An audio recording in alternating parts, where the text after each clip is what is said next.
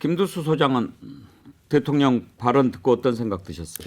저는 이 문제에 대해서 옛날부터 우리가 알고 있지만 몸에 그 좋은 약은 쓰고 또 우리가 살아가는데 똑바른 말은 이 귀에 거슬린다 이런 이야기 있는데 그런 데서 이제 충신이 있고 이제 간신이 있는데요. 지금 여당 분들은 정말 좀 충신의 자세에서 좀 대통령이 듣기 거슬리는 싫어하는 이야기를 해야 합니다. 그러니까 이태원 참사가 된 한 달 되는 시점에 대통령의 정중한 사과가 유가족에게 해야 된다는 이야기라든지 또 지금 현재 어려운 국민들 이런 그 민생의 어려움에 대해서 좀 더 어떤 방향으로 국정을 이끌게 나가겠다든지 이런 이야기를 해야 된다는 이야기를 그 자리에서 해야 되는데 아무도 대통령이 물론 뭐 개이야기하고 농담을 넘어가더라도 그런 이야기를 딱 끊어서 해야 되는데 그걸 안 하는 거 보면 좀 여당 분들도 같이 대통령과 같이 좀 뭐가 풀려 있는 거 아닌가 이런 생각이 듭니다. 이런 생각도 들어요. 윤경호 의원.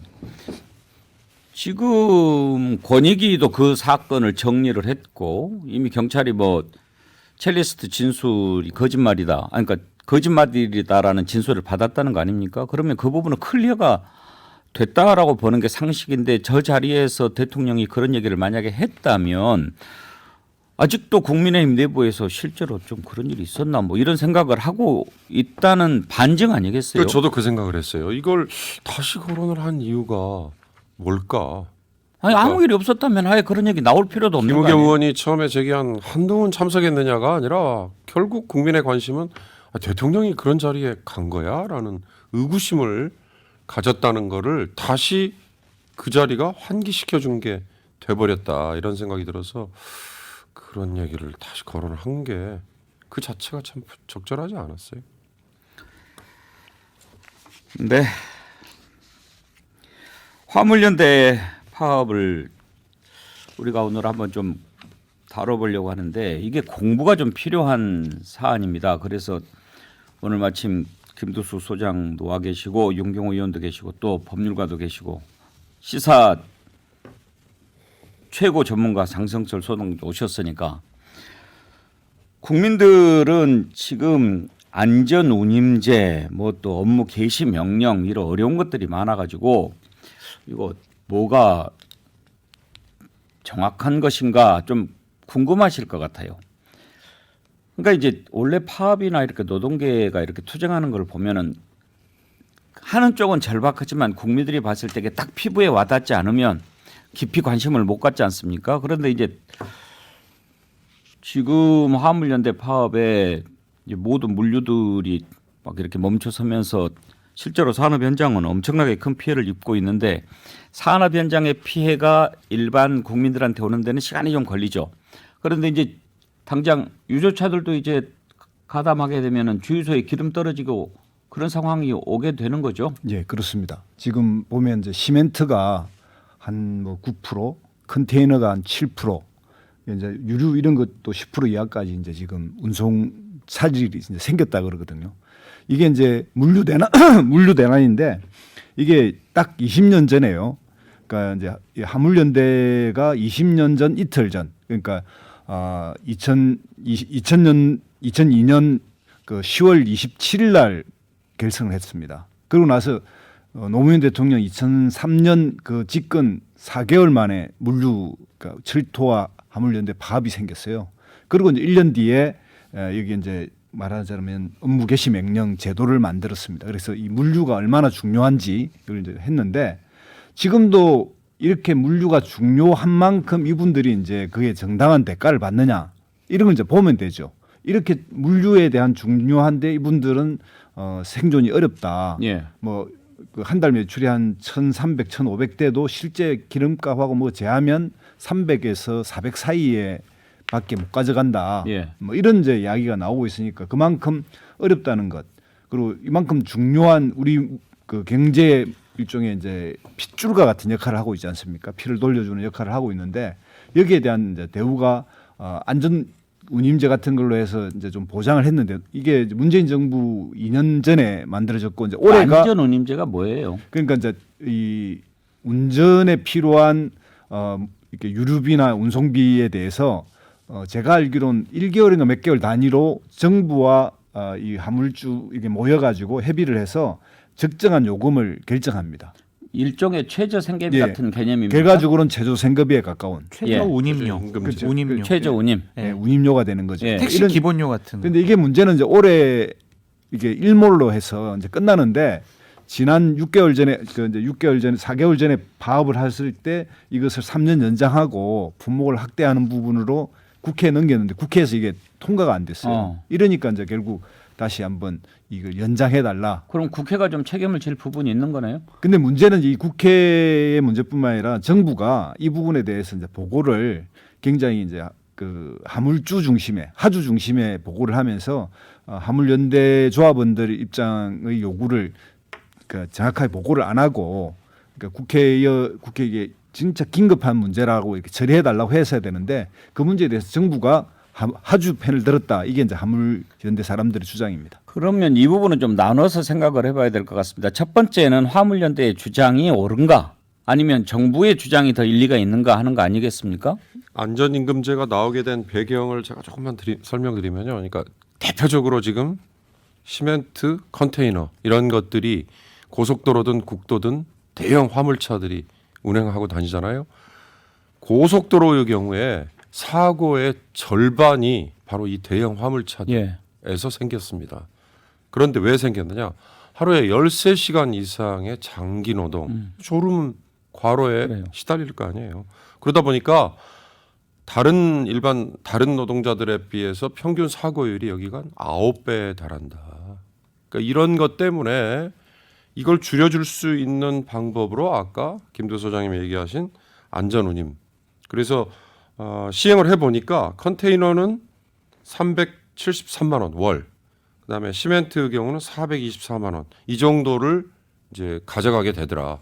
그랬더니요 과적이 3분의 1 줄었어요. 그러니까 30% 정도가 전체 운행 차량에 과적을 했는데 그게 10% 정도로 줄더라.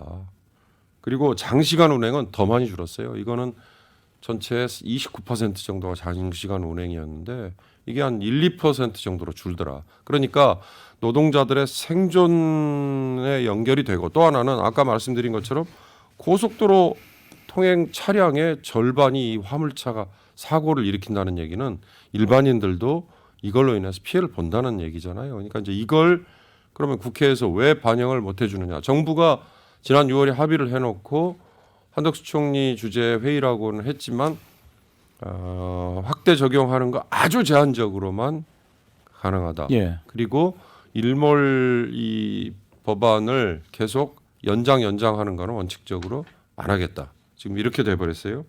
문제는 제가 보기엔 이게 이제 우리 사회에 일종의 비정규직이나 하청 분야에 대한 그 불이익을 감수해라라고 하는 전반적인 인식과 다 연결이 저는 된다고 봅니다. 그러니까 화물연대는 외형상은 다 자영업자들이에요. 예. 그래서 어제와 또 몇 정부 대표니까 국토부 차관인데요.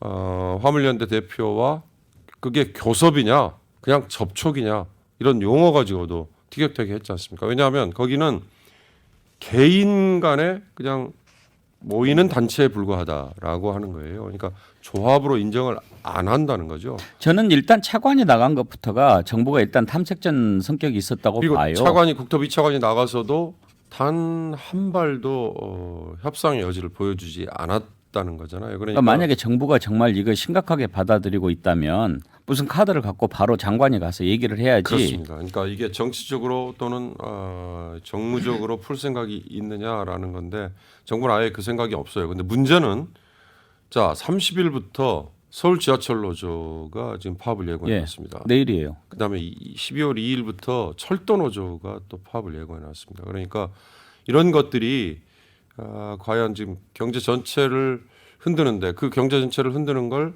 노동자들이 법을 어겼기 때문에 이걸 그냥 강력하게 대처만 하겠다라고 해서 이게 풀릴 문제인지 아니면 제가 아까 말씀드린 것처럼 비정규직이나 하청이나 기타 다른 여러 분야의 한쪽에만 희생과 뭔가 이 나눔을 강요를 했다면 그게 이번 기회에 좀 생각을 바꿀 수 있는 그런 사회 전반적인 합의를 끌어낼 수는 없을까 아쉬움이 좀 있습니다. 장성철 소장 지금 화물 하시는 분들 네. 진짜 뭐 힘들게 하시는 거 아는데 네.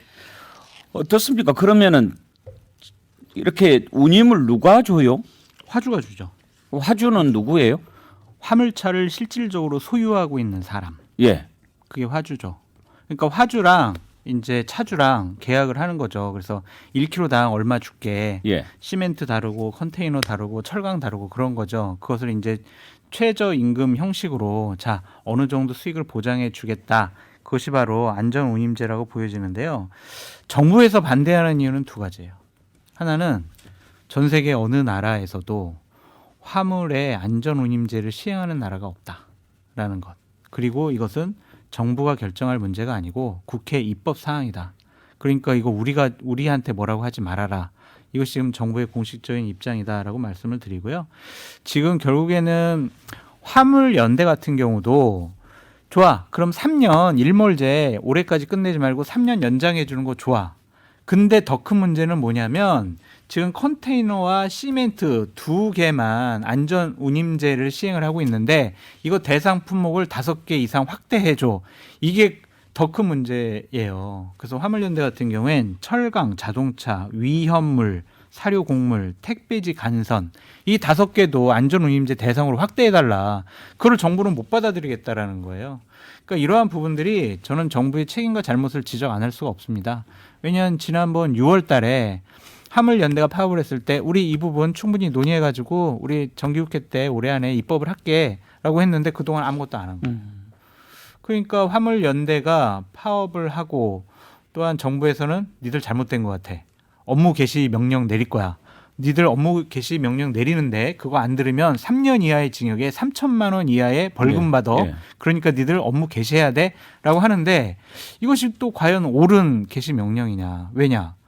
화물차주들은 예를 들면 공무원들이 아니잖아요. 개인 사업자잖아요. 개인 사업자한테 니들 업무 개시 안 하면은 벌금 내릴 거야? 이게 과연 또 맞느냐. 그래서 지금 양측 간의 대립과 갈등이 너무나 커가지고 이게 쉽게 해결될 문제가 아닌 것 같아요. 혹시 지금 이 정부는 안전운임제라든지 이런 거 지난 정부 때 한 거니까 네. 지난 정부에서 이런 문제가 비롯됐다 이런 인식을 좀 갖고 있나요? 그런 인식도 갖고는 있는데 일단 올해 6월 달에 화물연대랑 정부 측이 협상한 것을 보면은 그거보다는 충분히 논의를 해서 당신들 어려운 거 알아. 그러니까 우리가 최저임금 형식의 안전운임제 제대로 한번 해결해 볼게 라고 약속을 지킨 부분에 대해서 정부가 좀 그동안 제대로 일을 처리 안 한 것 같다라고 말씀드립니다. 업무 개시 명령 송금주 의원 네. 이걸 내린 전례가 있나요? 그 아직까지 한 차례도 발동된 적은 없습니다. 어. 이 화물차 운수 사업법에 업무 개시 명령 조항이 들어간 게 2004년입니다. 그 당시 노무현 정부 때였는데요. 노무현 정부 때 화물운송 노조 파업이 있었고 그 당시 이제 이 조율하는 과정에서 그 업무 개시 명령 규정이 들어갔습니다. 근데 그 이후에 근 20년 가까이 됐잖아요. 아직까지 발동된 적은 없습니다. 그러면 만약에 이번에 지금 윤석열 정부는 이제 법치를 강조하는 그런 정부 아닙니까? 분위기상으로는 내릴 것 같은데. 이미 내렸습니다. 아 내렸습니까? 네. 시멘트 쪽으로. 시멘트 쪽으로. 레미콘 차량에 대해서 업무 개시 명령을 내렸는데 업무 개시 명령의 효과가 두 가지입니다. 그러니까 그 명령을 위반하게 되면 형사적인 책임, 처벌을 네. 받게 되고 또 한 가지는 그 면허권을 1개월 이상 정지시키거나 두 번째로 위반을 하면 박탈해 버립니다. 그러니까 이 화물운송 그 하시는 분들한테 면허권이라는 것은 사실 생계 사업권하고 똑같은 거거든요. 그걸 빌미로 해서 그 압박을 가하는 거라고 보시면 됩니다. 사실은 뭐 6개월 전에 합의를 해줬으니까 그 합의 6개월 동안 뭐 했습니까? 사실 정부가 아무것도 안 하다가 이제 와서 이제 화물 운송 노동자들이 나서니까 화물 운송 노동자들은 사실상 법적으로는 자영업자이기 때문에 노동법의 대상이 아니다. 노동법상의 근로자성을 인정하기 어렵다. 그래서 단체 교섭의 대상이 아니다는 입장에서 지금 법과 원칙을 얘기하고 있는데 법과 원칙을 얘기하면서 사회적인 문제를 해결하려는 노력을 하지 않는 정부가 그게 정부입니까? 국가라고 볼 수 있습니까? 예. 지금 많은 분들이 의견을 주시는데요. 다 이루리라 아이디 쓰시는 분.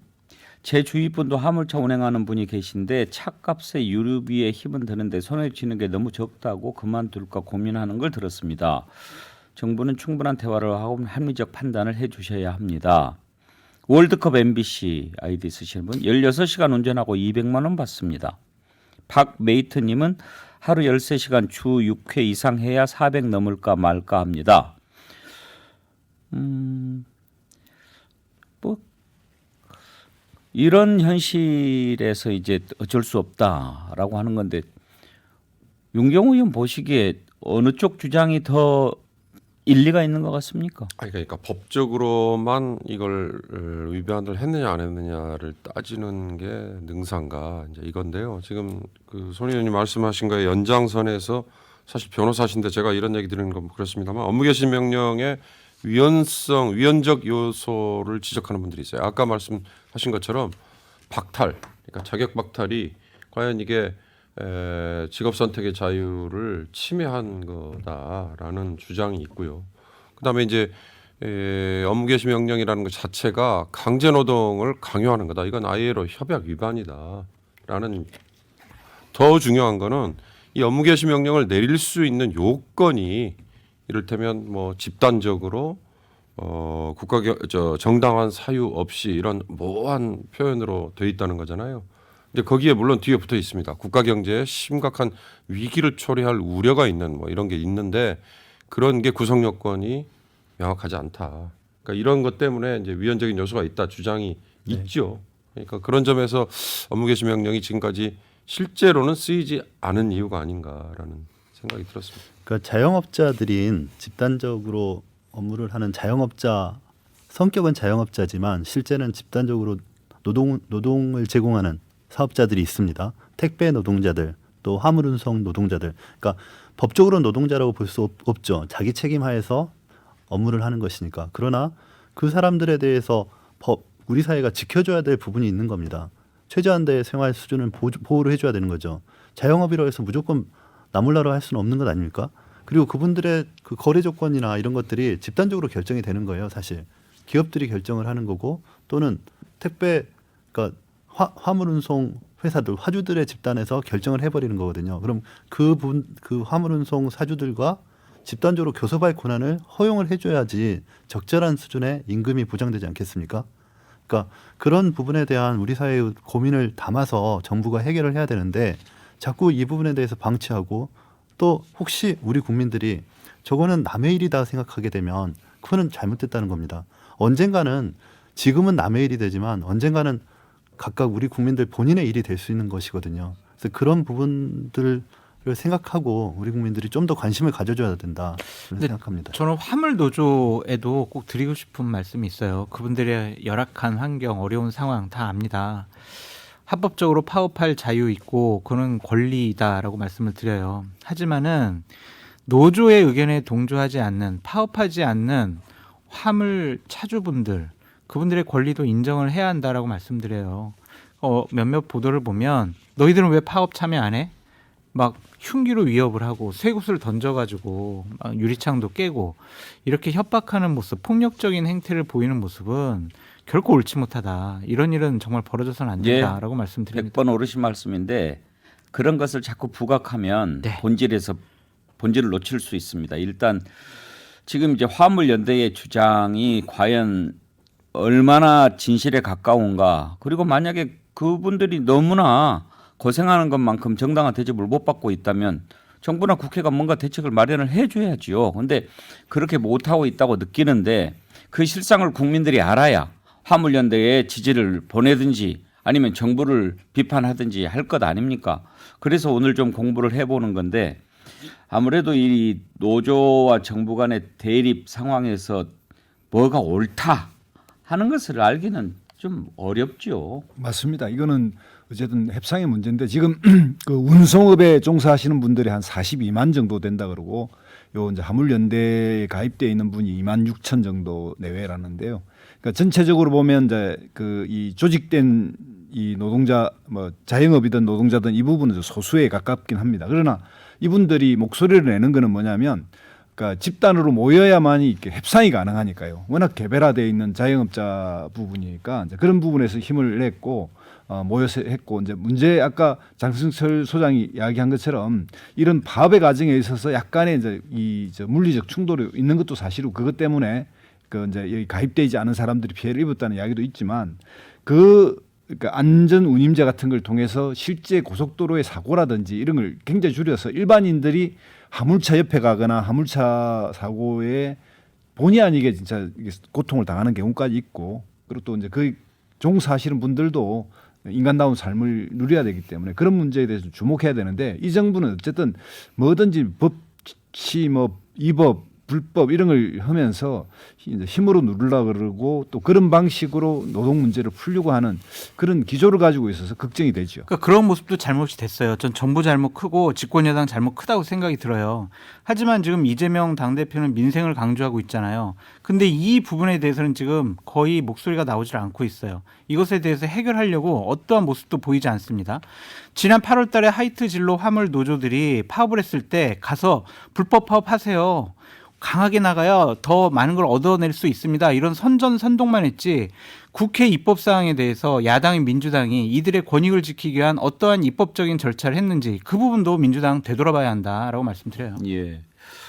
근데 이제 윤경호는 국민들이 또 하나 관심을 갖는 것은 윤석열 정부의 노조 파업에 대한 대응. 이게 이제 앞으로 윤석열 정부가 노조 관계를 어떻게 가져갈 것인가 하는 것을 좀 지켜보는 그런 차원에서 여기에 좀 더 관심이 있는 것 같아요. 그렇습니다. 지난번에 대우조선 하청 노동자들의 생존을 건 투쟁 때 여실히 보여줬죠. 그러니까 더 이상 기다려주지 않는다, 참지 않을 것이다 이런 식의 표현이 있었고요. 그다음 더 중요한 거는 이제 지금 노란 손수건법으로 예. 결국 법안 노란 봉투법 죄송합니다. 예.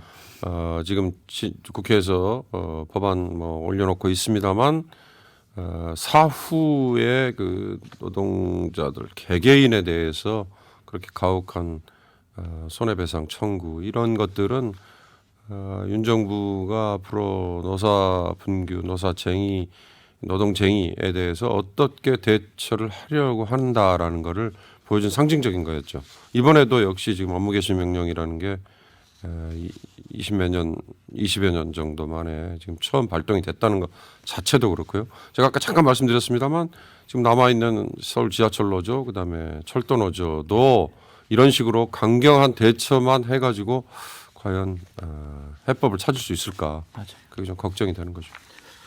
이번에 업무 개시 명령 했는데 시멘트 쪽 반응이 어떻습니까 지금?